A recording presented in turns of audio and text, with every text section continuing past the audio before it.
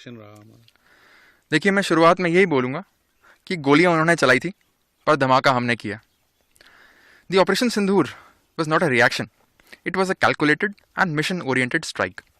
हमारा इरादा बिल्कुल क्लियर था, एनिमी के टेररिस्ट इंफ्रास्ट्रक्चर और इन्फिल्ट्रेशन में सपोर्ट कर रही पोस्ट्स को प्रिसाइज तरीके से डिस्ट्रॉय करना है। इसके लिए हमारी तैयारी बिल्कुल पक्की थी, मेंटली, टैक्टिकली और लॉजिस्टिकली।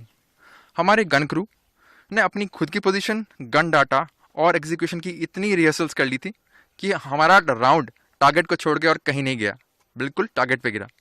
हाँ, इसके लिए हमारे पास था भारतीय बनाया हुआ इंडिजीनियस एडवांस्ड रडार सिस्टम और various new generation target acquisition systems.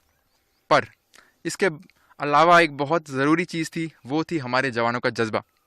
मुझे आज भी याद है, फायरिंग के दौरान एक यंग गनर मुझे चिल्ला के बोला, साहब आपने टारगेट दिया, हमने फायर किया, ज़रा चेक तो करो टारगेट का क्या हुआ। दैट इज़ द जोश। हाँ, पाकिस्तान की तरफ से भी काफ़ी आर्टिलरी शेलिंग हुई, मगर हमारे काउंटर मेजर्स पक्के थे। हमने मैं गर्व के साथ ये कह सकता हूँ कि कोई कैजुअलिटी हमारी साइड से नहीं हुई। हमारा टारगेट क्लियर था कि उनके टेररिस्ट इंफ्रास्ट्रक्चर को बर्बाद करना है। मगर जब उसने हमारे सिविलियन और मिलिट्री इंस्टॉलेशंस को टारगेट करना शुरू किया, तो हमारा इरादा भी बिल्कुल पक्का था। अगर हमारे गांव पे गोली चलाएंगे तो हम भी उनकी पोस्ट को मिट्टी में मिला देंगे। हमारा हर एक फायर किया हुआ शेल उनके लिए एक जवाब था, और हमने इस बात का भरपूर ध्यान रखा कि कोई भी सिविलियन कैजुअलिटी ना हो। और एक और महत्वपूर्ण चीज़, इस ऑपरेशन में इन्फेंट्री, आर्टिलरी, ऑर्डिनेंस, सारी सर्विसेज ने एक यूनिट की तरह काम किया।